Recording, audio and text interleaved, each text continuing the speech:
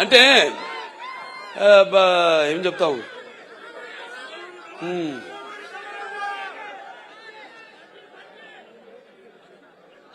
సప్త సాగర సంఘర్షణ తరంగ జ్వలిత శబ్దోద్భవ మాధురి సప్త స్వరాలైన సరిగమ పదనిస సంగీత సాహిత్య సుమత సంగీత గీతాలు వినడానికి నేను చెప్పాను. ఆడమగా సినిమాలకి కాదు, పాటలు కూడా, కొన్ని పాటలతో రోగాలు కూడా నయం చేయొచ్చు అంటాం.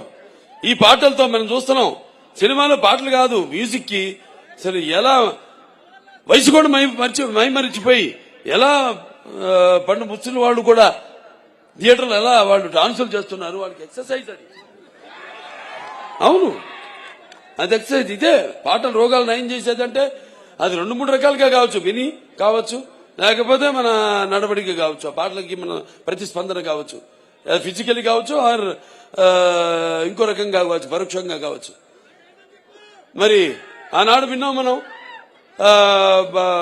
సృష్టికి ఊర్వశి సరస సల్లా సంగీత సాహిత్య నృత్యానికి సృష్టికి ప్రతి సృష్టికర్త అయిన విశ్వామిత్రుడే తపస్సు నుంచి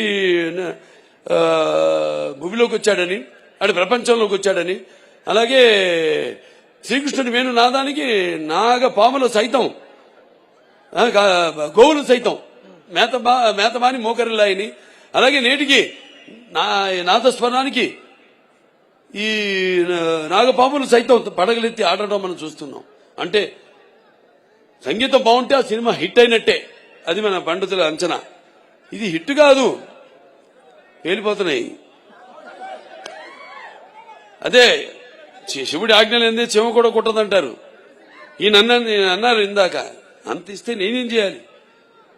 నేను దాన్ని ఒక డైరెక్టర్ దాన్ని కన్సీవ్ చేస్తే ఆ సీన్ ని, కెమెరామెన్ మన సంతోష్ గారు ఎక్కడున్నారు, రాంప్రసాద్ గారు లేడు, ఆయన లండన్ లో మా సంతోష్ గారు ఉన్నారు.